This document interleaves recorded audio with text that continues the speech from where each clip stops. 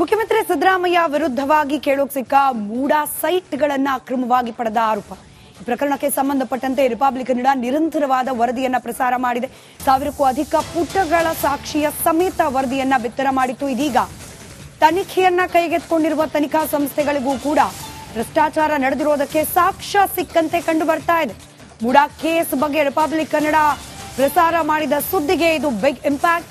ಸಿದ್ದರಾಮಯ್ಯಗೆ trouble ಮೂಡಿಸಿದ್ದ 14 ಸೈಟ್ಗಳು, ಮುಖ್ಯಮಂತ್ರಿಗಳ ಪತ್ನಿ ಪಡೆದಿದ್ದ 14 ಸೈಟ್ಗಳು, ಅದರಲ್ಲಿ ಅಕ್ರಮದ ಹಿನ್ನೆಲೆಯಲ್ಲಿ ಲೋಕಾಯುಕ್ತಕ್ಕೆ ಇಡಿ ಪತ್ರ ಬರೆದಿದೆ. ಇಡಿ ತನಿಖೆಯಲ್ಲಿ ಮೂಡಾ ಅಕ್ರಮ ಬಯಲಾಗಿದೆ. ಅದಕ್ಕೆ ಪೂರಕವಾದ ಅನೇಕ ಸಾಕ್ಷ್ಯಗಳನ್ನ ಈ ಪತ್ರದಲ್ಲಿ ಇಡಿ ಉಲ್ಲೇಖ ಮಾಡಿದೆ.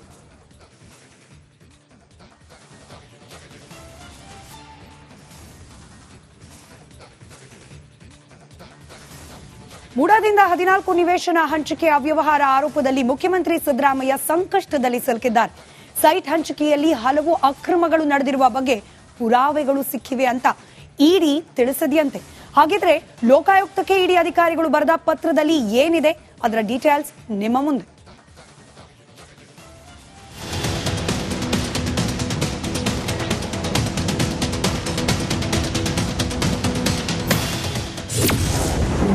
ಸಿದ್ದರಾಮಯ್ಯ ಪತ್ನಿ ವಿರುದ್ಧ ಸಾಕ್ಷ್ಯ ಪತ್ತೆ ಹಚ್ಚಿದ ಇಡಿ.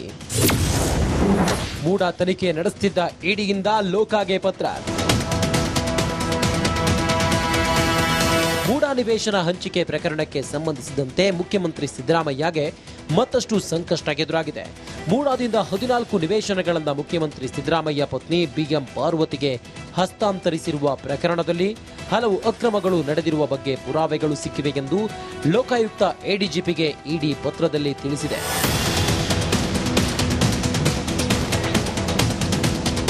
ಕೇಂದ್ರ ತನಿಖಾ ಸಂಸ್ಥೆ ಇಡಿ ಪ್ರಕರಣ ಸಂಬಂಧ ಕರ್ನಾಟಕ ಲೋಕಾಯುಕ್ತ ಇಲಾಖೆಗೆ ಇತ್ತೀಚೆಗೆ ಕಳುಹಿಸಿದ ಪತ್ರದಲ್ಲಿ ಮೂಡಾ ಒಟ್ಟು 1095 ಸೈಟ್ಗಳನ್ನು ಬೇನಾಮಿ ಮತ್ತು ಇತರೆ ವಹಿವಾಟುಗಳಲ್ಲಿ ಅಕ್ರಮವಾಗಿ ಮಂಜೂರು ಮಾಡಿದೆ ಎಂಬುದು ತನ್ನ ತನಿಖೆಯಲ್ಲಿ ಕಂಡುಬಂದಿದೆ ಎಂದು ಇಡಿ ಹೇಳಿಕೊಂಡಿದೆ.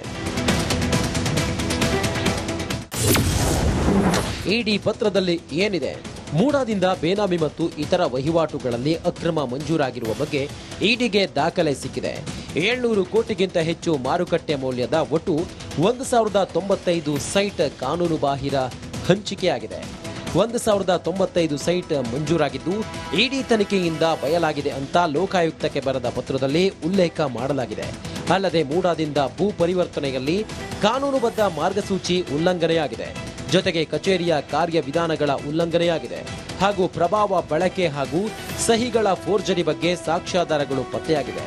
ಸಿದ್ದರಾಮಯ್ಯ ಪಿಎ ಎಸ್ಜಿ ದಿನೇಶ್ ಕುಮಾರ್ ಪ್ರಭಾವ ಬೀರಿದ್ದಾರೆ ಎಂಬುದಕ್ಕೆ ಸಾಕ್ಷಿ ಸಿಕ್ಕಿದೆ.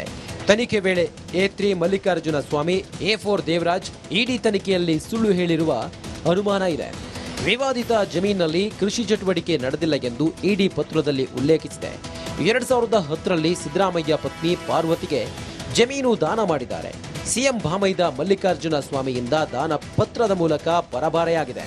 2014ರಲ್ಲಿ ಮೂಡಾಗೆ ಪತ್ರ ಬರೆದಿದ್ದ ಸಿಎಂ ಪತ್ನಿ, ಆಗ ಮುಖ್ಯಮಂತ್ರಿಯಾಗಿದ್ದ ಸಿದ್ದರಾಮಯ್ಯನವರು ಜಮೀನಿನ ಬದಲು ಬೇರೆ ಕಡೆ ಸೈಟು ನೀಡುವಂತೆ ಮೂಡಾಗೆ ಪತ್ರ ಬರೆದಿದ್ದ ಸಿದ್ದರಾಮಯ್ಯ ಪತ್ನಿ, ಆಗ ಪಾರ್ವತಿ ಅರ್ಜಿಗೆ ಒಪ್ಪಿಗೆ ಸೂಚಿಸಿದ್ದ ಆಗಿನ ಮೂಡಾ ಆಯುಕ್ತ ನಟೇಶ್ ರಾಜಕೀಯ ಒತ್ತಡಕ್ಕೆ ಮಣಿದು ನಟೇಶ್ ವಿಶೇಷ ಆಸಕ್ತಿ ತೋರಿದ್ದ ಬಗ್ಗೆ ಇಡಿ ಉಲ್ಲೇಖ ಮಾಡಿದೆ. ಸಿಎಂ ಆಪ್ತರ ಮೂಲಕ ನಟೇಶ್ಗೆ ಒತ್ತಡ ಹಾಕಿರುವ ಬಗ್ಗೆ ಮಾಹಿತಿ ಸಿಕ್ಕಿದೆ ಎಂದು ಲೋಕಾಯುಕ್ತ ಎಡಿಜಿಪಿಗೆ ಬರೆದ ಪತ್ರದಲ್ಲಿ ಇಡಿ ಉಲ್ಲೇಖ ಮಾಡಿದೆ.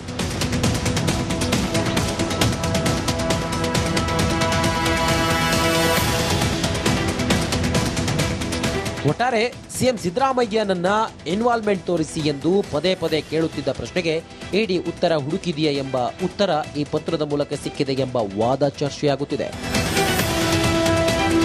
Bureau report, Republican.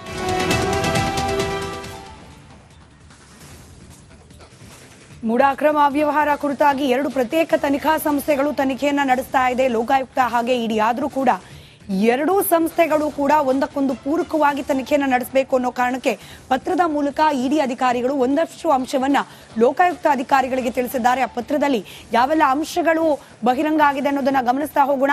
ಮೂಡಾದಿಂದ ಬೇನಾಮಿ ಹಾಗೆ ಇತರೆ ವಹಿವಾಟುಗಳಲ್ಲಿ ಅಕ್ರಮ ಆಗಿದೆ. ಕೇವಲ ಸಿದ್ದರಾಮಯ್ಯನವರ ಪತ್ನಿಯ 14 ಸೈಟ್ ಮಾತ್ರವಲ್ಲ, ಮೂಡಾದಿಂದ ನಡೆದಿರುವ ಈ ಅವ್ಯವಹಾರ ಬರೋಬ್ಬರಿ 700 ಕೋಟಿಗೂ ಅಧಿಕ ಮೌಲ್ಯ. ಬರೋಬ್ಬರಿ 1095 ಸೈಟ್ ಹಂಚಿಕೆಯಲ್ಲಿ ಅಕ್ರಮ ಆಗಿದೆ ಅನ್ನೋದನ್ನ ಇಡಿ ಅಧಿಕಾರಿಗಳು ತಿಳಿಸಿದ್ದಾರೆ. ಇನ್ನು 1095 ಸೈಟ್ ಮಂಜೂರಾಗಿದ್ದು ಇಡಿ ತನಿಖೆಯಿಂದ ಬಯಲಾಗಿದೆ. ಅಕ್ರಮವಾಗಿ ಮಂಜೂರು ಮಾಡಲಾಗಿದೆ. 1095 ಸೈಟ್ಗಳನ್ನ ನಿಯಮ ಬಾಹಿರವಾಗಿ ಮಂಜೂರು ಮಾಡಲಾಗಿದೆ ಅನ್ನೋದನ್ನ ಉಲ್ಲೇಖ ಮಾಡಿದೆ ಇಡಿ ಪತ್ರದಲ್ಲಿ. ಪ್ರಭಾವ ಬಳಕೆ ಹಾಗೆ ಸಹಿಗಳ ಫೋರ್ಜರಿ ಬಗ್ಗೆ ಕೂಡ ಸಾಕ್ಷ್ಯ ಸಿಕ್ಕಿದೆ.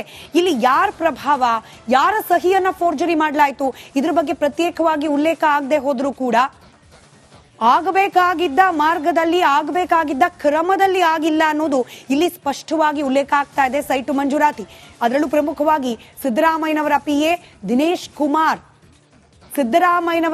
ದಿನೇಶ್ ಕುಮಾರ್ ಅವರ ಪ್ರಭಾವ ಮೂಡಾ ಸೈಟು ಹಂಚಿಕೆಯಲ್ಲಿ ವರ್ಕ್ ಆಗಿದೆ ಅನ್ನೋದನ್ನ ಇಡಿ ತನ್ನ ಪತ್ರದಲ್ಲಿ ಉಲ್ಲೇಖ ಮಾಡಿದೆ. ಜೊತೆಗೆ ಮಲ್ಲಿಕಾರ್ಜುನ ಸ್ವಾಮಿ, ಸಿದ್ದರಾಮಯ್ಯನವರ ಪತ್ನಿಯ ಸಹೋದರ, ಹಾಗೆ ಈ ಸೈಟ್ನ ಮೂಲ ಮಾಲೀಕ ದೇವರಾಜು ಸುಳ್ಳು ಹೇಳಿದ್ದಾರೆ ಅನ್ನೋ ಅನುಮಾನವನ್ನ ಕೂಡ ಇಡಿ ಅಧಿಕಾರಿಗಳು ಪತ್ರದಲ್ಲಿ ಉಲ್ಲೇಖ ಮಾಡಿದ್ದಾರೆ. 2010ರಲ್ಲಿ ಸಿಎಂ ಪತ್ನಿ ಪಾರ್ವತಿ ಅವರಿಗೆ ಜಮೀನನ್ನ ಅವರ ಸಹೋದರ ದಾನವಾಗಿ ನೀಡ್ತಾರೆ. ಅದಾದ ನಂತರದಲ್ಲಿ ಸಿಎಂ ಬಾಮೈದ ದಾನ ಪತ್ರದ ಮೂಲಕ ಪರಾಭಾರೆ ಆಗಿದೆ. ಇಲ್ಲೂ ಕೂಡ ಪ್ರೊಸೀಜರಲ್ ಲ್ಯಾಪ್ಸ್ ಇದೆ ಅನ್ನೋದನ್ನ ಇಡಿ ಉಲ್ಲೇಖ ಮಾಡ್ತಾ ಇದೆ.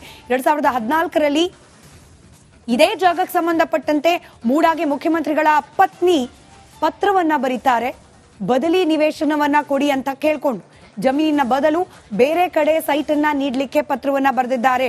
ಆದ್ರೆ ಹೀಗೆ ಪತ್ರ ಬರೆದಿರೋಕೆ ಮುಂಚೆಯೂ ಕೂಡ ಈ ಸೈಟ್ಗೆ ಸಂಬಂಧಪಟ್ಟಂತೆ ಅನೇಕ ನಿಯಮ ಬಾಹಿರ ಚಟುವಟಿಕೆಗಳು ಆಗಿದೆ ಅನ್ನೋದನ್ನ ಇಡಿ ಉಲ್ಲೇಖ ಮಾಡಿದೆ. ಇದರ ಜೊತೆಗೆ ಪಾರ್ವತಿಯವರಿಗೆ ಅರ್ಜಿಗೆ ಒಪ್ಪಿಗೆ ಸೂಚಿಸಿದ್ದು ಮೂಡಾ ಆಯುಕ್ತ ನಟೇಶ್ ಅವರ ಪಾತ್ರದ ಬಗ್ಗೆ, ನಟೇಶ್ ಹಾಗೆ ಸಿದ್ದರಾಮಯ್ಯನವರ ಒಡನಾಟದ ಬಗ್ಗೆ already republic Kannada in detail ಆಗಿ ಸುದ್ದಿಯನ್ನ ಪ್ರಸಾರ ಮಾಡಿದೆ.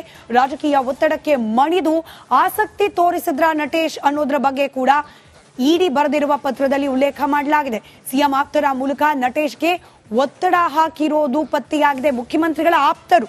ಮುಖ್ಯಮಂತ್ರಿಗಳ ಆಪ್ತರ ಮೂಲಕ ನಟೇಶ್ ಅವರಿಗೆ ಒತ್ತಡವನ್ನ ಹಾಕಿರೋದು ಪತ್ತೆಯಾಗಿದೆ.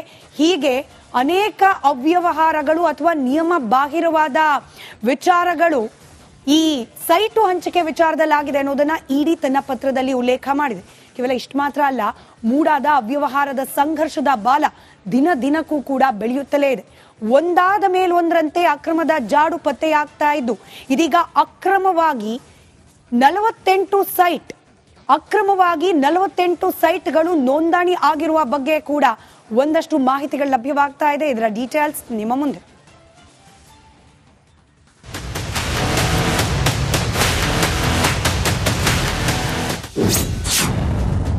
ಮೂಡಾ ಕ್ಲೀನ್ಗೆ ಮೊದಲ ಹೆಜ್ಜೆ ಇಟ್ಟ ಆಯುಕ್ತ. ರಾತ್ರೋರಾತ್ರಿ ರದ್ದಾಯಿತು ಅಕ್ರಮ 48 ಸೈಟ್ಗಳು. ಮೂಡಾ ಹಗರಣದಲ್ಲಿ ದಿನಕ್ಕೊಂದು ಮಹತ್ತರ ಬೆಳವಣಿಗೆ ನಡೆಯುತ್ತಲೇ ಇವೆ. ಒಂದ್ ಕಡೆ ಇಡಿ ತನಿಖೆ ಮಾಡ್ತಿದ್ರೆ ಮತ್ತೊಂದು ಕಡೆ ಲೋಕಾಯುಕ್ತ ತನಿಖೆ ಮಾಡ್ತಿದೆ. ಇದರ ಮಧ್ಯೆ ನಿವೃತ್ತ ನ್ಯಾಯಮೂರ್ತಿ PN ದೇಸಾಯಿ ನೇತೃತ್ವದ ಆಯೋಗವು ತನಿಖೆ ಮಾಡ್ತಿದೆ. ಹೀಗಾಗಿ ಎಚ್ಚೆತ್ತ ಸರ್ಕಾರ ಮೂಡಾ ಕ್ಲೀನ್ಗೆ ಮೊದಲ ಹೆಜ್ಜೆ ಇಟ್ಟಿದ್ದಾರೆ.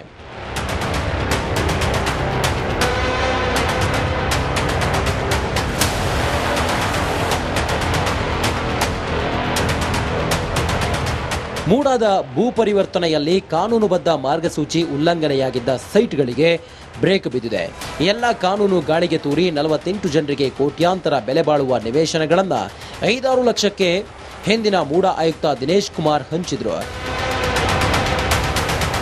ಅಸ್ತಿತ್ವವೇ ಇಲ್ಲದ ಸಹಕಾರ ಸಂಘದ ಹೆಸರಿನಲ್ಲಿ ದಿನೇಶ್ ಕುಮಾರ್ ಸೈಟ್ಗಳನ್ನು ಹಂಚಿಕೆ ಮಾಡಿದ್ದಾರೆ. ಚಾಮುಂಡೇಶ್ವರಿ ನಗರದ ಸರ್ವೋದಯ ಸಂಘದ ಸದಸ್ಯರಿಗೆ ಸೈಟ್ ಹಂಚಿಕೆಯಲ್ಲಿ ಬೇನಾಮಿ ಇದೆ ಎಂಬ ಆರೋಪ ಇತ್ತು. ಇದು ಬಹುದೊಡ್ಡ ಅಕ್ರಮದ ಬಗ್ಗೆ ತನಿಖೆ ಮಾಡಿಸಿದ್ದ ರಾಜ್ಯ ಸರ್ಕಾರ ಹಿಂದಿನ ಡಿಸಿ ರಾಜೇಂದ್ರ ನೀಡಿದ್ದ ವರದಿ ಆಧಾರದಲ್ಲಿ 48 ಸೈಟ್ ರದ್ದು ಮಾಡಿದೆ. ಈ ಆದೇಶದ ಪ್ರತಿ ರಿಪಬ್ಲಿಕ್ ಕನ್ನಡಕ್ಕೆ ಎಕ್ಸ್ಕ್ಲೂಸಿವ್ ಆಗಿ ದೊರೆತಿದೆ. ಸೋಮವಾರ ರಾತ್ರಿ ಅಕ್ರಮವಾಗಿ ನೋಂದಣಿಯಾಗಿದ್ದ 48 ಸೈಟ್ಗಳನ್ನು ರದ್ದುಪಡಿಸಿ ನಗರಾಭಿವೃದ್ಧಿ ಪ್ರಾಧಿಕಾರದ ಆಯುಕ್ತ ರಘುನಂದನ್ ಆದೇಶ ಹೊರಡಿಸಿದ್ದಾರೆ. 48 ಸೈಟ್ಗಳ ನೋಂದಣಿ ಖಾತೆ ವರ್ಗಾವಣೆ ಮಾಡದಂತೆ ನಗರ ಪಾಲಿಕೆ ಆಯುಕ್ತರಿಗೆ ಮತ್ತು ಜಿಲ್ಲಾ ನೋಂದಣಾಧಿಕಾರಿಗಳಿಗೆ 48 ನಿವೇಶನಗಳ ವಿವರ ಜೊತೆ ಪತ್ರ ಬರೆದ ರಘುನಂದನ್ ಆದೇಶ ಮಾಡಿದ್ದಾರೆ. Bureau report, republic Kannada.